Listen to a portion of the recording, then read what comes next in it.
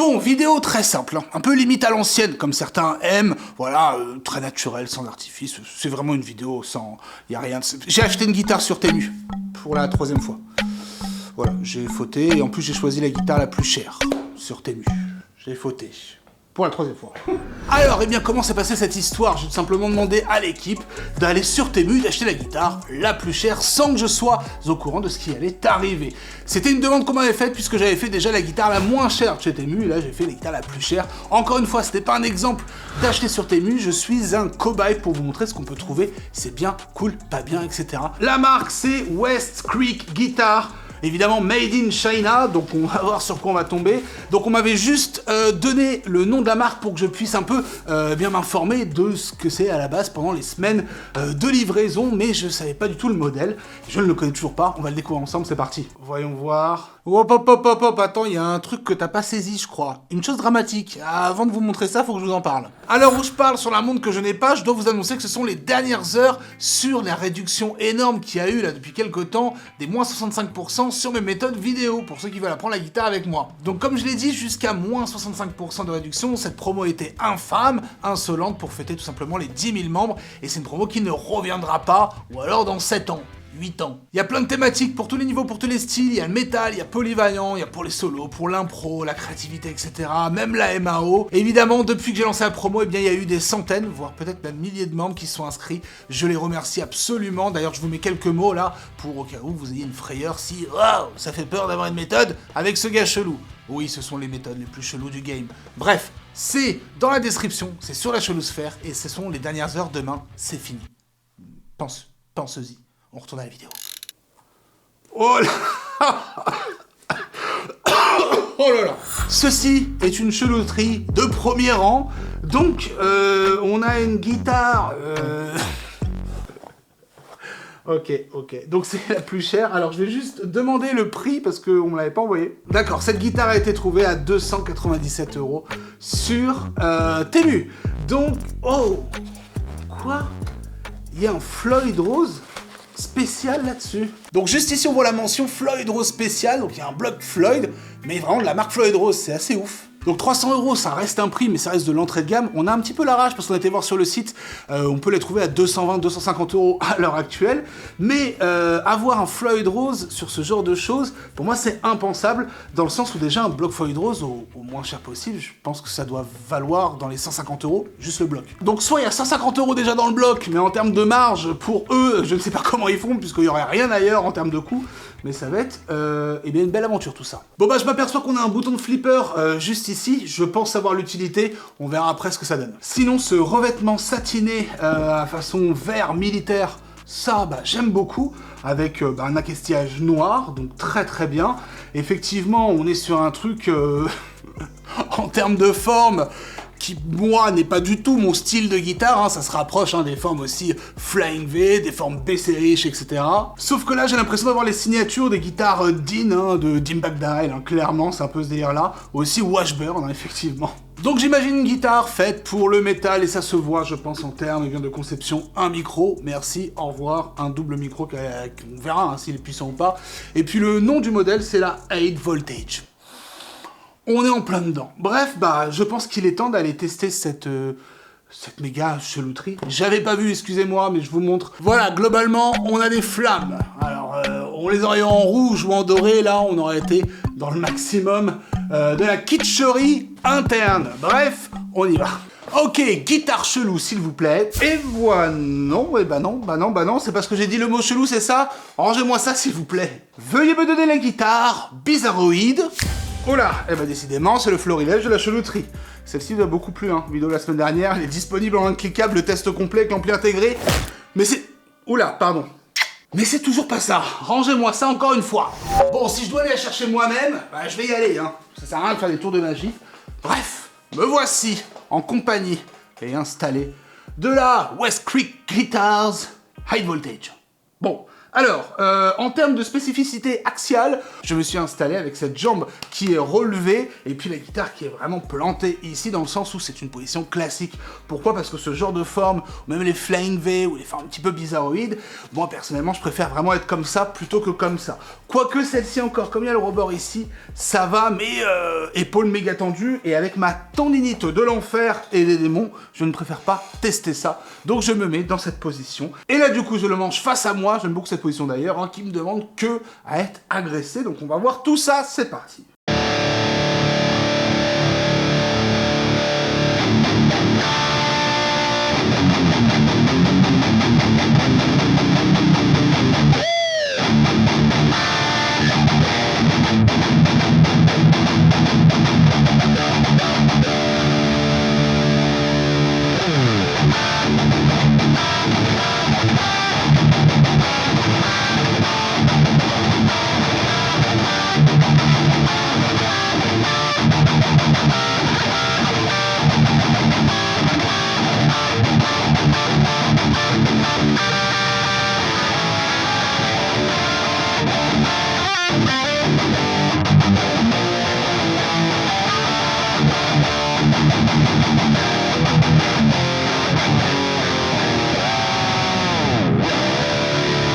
Oh!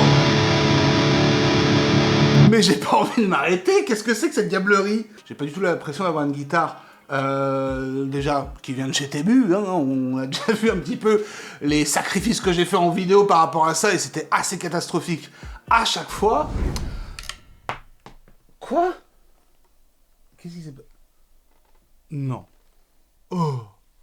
Hyper surpris, enfin franchement, alors, je sais pas si c'est que les micros, enfin j'en sais rien, on va analyser tout ça, il y a peut-être des choses à débunker, pas de soucis, mais je suis agréablement surpris. Alors, agréablement surpris déjà par rapport à la précision des micros alliés à la distorsion, la puissance de tout ça. C'est vrai qu'on connaît beaucoup de disto, on peut perdre en précision. Alors que là, je fais une nuance par rapport au prix qui est proposé, environ voilà, 250 €, et je trouve qu'on a une précision redoutable pour le prix. Que ça soit dans les graves, que ce soit dans les aigus, et même l'alliage des deux.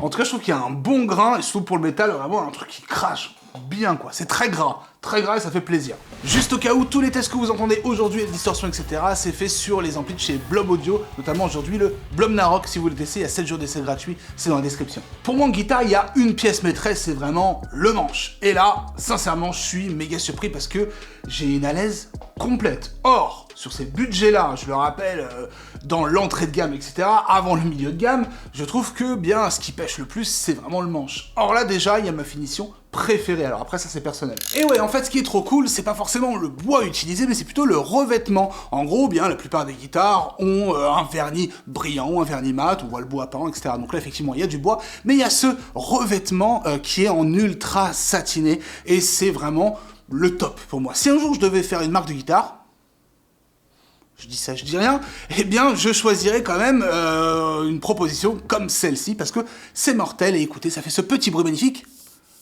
Voilà, ça n'apporte rien, mais c'est mignon. Malgré tout, il y a un répondant énorme sur cette guitare, et j'adore. Encore une fois, je pense que c'est aussi la dynamique des micros.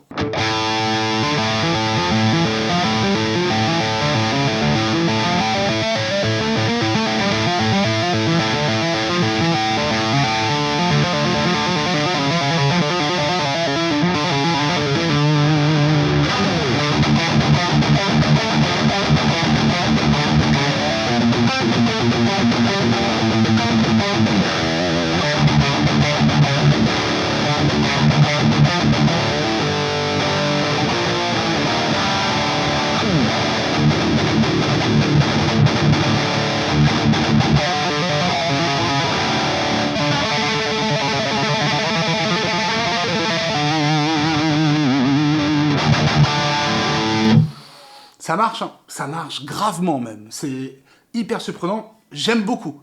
Sincèrement, j'aime beaucoup cette guitare pour l'instant.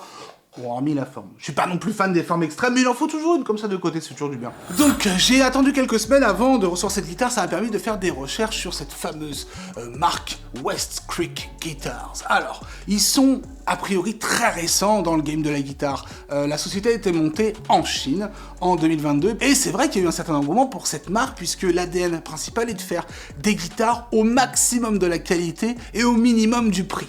Bon, c'est ce que tout le monde voudrait faire, tout constructeur. Est-ce que c'est possible? Pour l'instant, c'est plutôt cool et c'est assez réussi. Maintenant, il faut pousser le test un peu plus loin pour voir si vraiment il n'y a pas une douille derrière tout ça. Bon, perso, je trouve que c'est... Ah, bah voilà. J'allais dire, c'est pas normal. Il doit y avoir un loup. Ok, l'électronique est à désirer, mais on va en reparler parce que j'ai quand même découvert 2-3 petits trucs. Mais effectivement, je pense qu'il doit y avoir un petit loup quelque part, parce que sortir des prix comme ça, en plus avec des formes un peu spectaculaires, avec la livraison offerte, entre guillemets, waouh quoi. Malgré tout, on va tester un peu les choses particulières qui concernent cette guitare. C'est-à-dire le petit bouton éjectable juste ici. Donc soit je vais m'éjecter, soit ça a une autre utilité, on va voir ça. C'est parti. Donc le bouton que vous voyez juste ici, ça s'appelle un kill switch. Ça veut dire qu'en gros, ça va venir couper le son de cette manière, je vous le montre.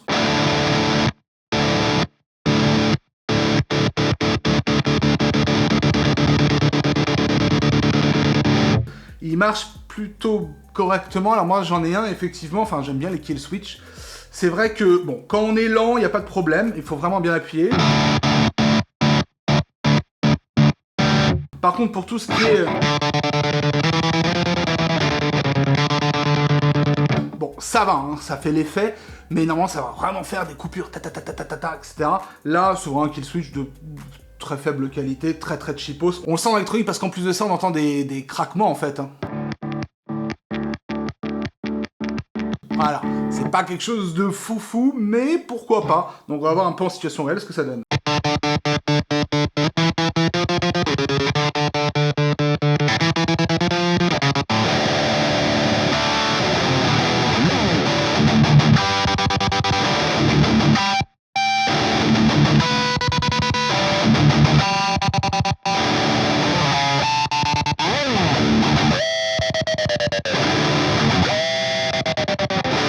Je suis pas un pro du kill switch, mais on peut s'amuser, ça va, ça fait le taf. C'est très mauvaise qualité en termes d'électronique, mais ça fait le taf. Et du coup, ce serait pas le moment d'aller l'exploser ce Floyd, le pousser à l'extrême, le tester au maximum, voir si ça tient, à l'endroit, à l'envers, je vais faire des trucs insolents. Donc veuillez vous cacher les yeux ou les oreilles si vous êtes sensible à l'agression d'une guitare. Voilà.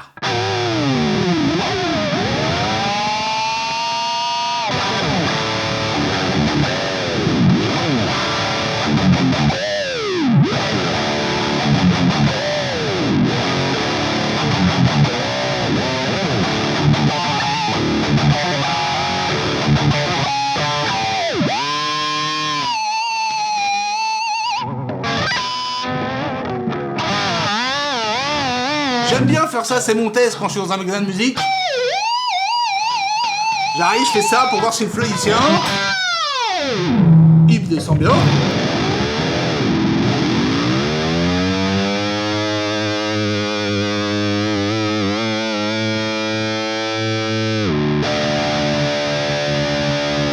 Il est vachement dur, je pense qu'il y a un peu de réglage à faire. Mais par contre, ce qui est super cool, c'est que il est bien calé dans le bloc guitare. Parfois, les flots peuvent être un petit peu déréglés vers le haut ou trop enfoncés. Là, il est bien calé et il bouge vraiment pas, malgré aussi l'accordage que j'ai fait en drop quand elle est arrivée tout à l'heure. Donc, franchement, plutôt cool au niveau de désaccordage-sionnage. On va voir ça. Ça a un peu bougé, mais bon, il est neuf, hein. Normalement, un Floyd stabilisé, tu fais des trucs comme ça, t'envoies, tu jettes la guitare avec le Floyd, etc. Ça doit pas bouger. Là, il n'y a que le temps qui va nous dire si, bien sur le long terme, le Floyd se stabilise bien, ou c'est plus un problème aussi de conception, et qu'au bout d'un moment, c'est un peu galère, ça stabilise jamais. Et aussi la qualité des cordes. Les cordes livrées avec ce type de guitare cheap, forcément, ils font des économies partout. Les cordes, franchement, faut les changer directement aussi, faire un petit réglage. On va faire un truc, quand on va le tester en clean, voir ce que ça donne, ce micro qui est ultra puissant en disto, précis et tout, mortel avec du répondant. On va voir comment ça se passe en clean, c'est parti.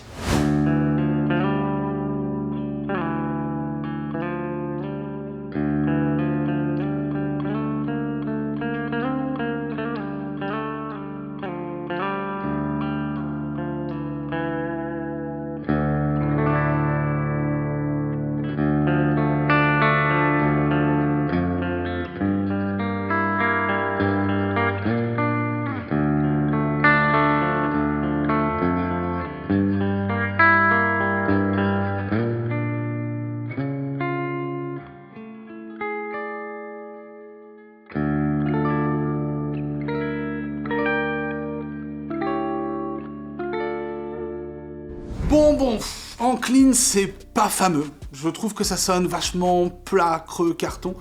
Et j'ai typiquement l'impression que ces micros ont été buildés pour la distorsion. Hein. Tout droit, le gros son, merci au revoir. J'ai même pas envie de tester en overdrive des petits trucs de rock, etc.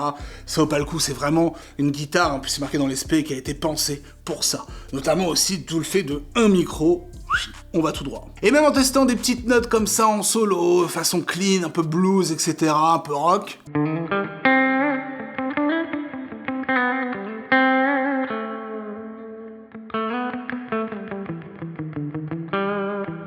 Bah, je trouve que ça a pas du tout de charme. C'est vrai que j'aurais un micro en plus pour un truc un petit peu plus rond, un peu plus moelleux, etc. Je pourrais peut-être un peu plus m'amuser, mais encore une fois, la guitare n'a pas été pensée pour ça. Et tiens, j'ai pas testé le toucher, le ressenti dans les aigus, c'est un peu une guitare aussi qui se destine au solo quand même.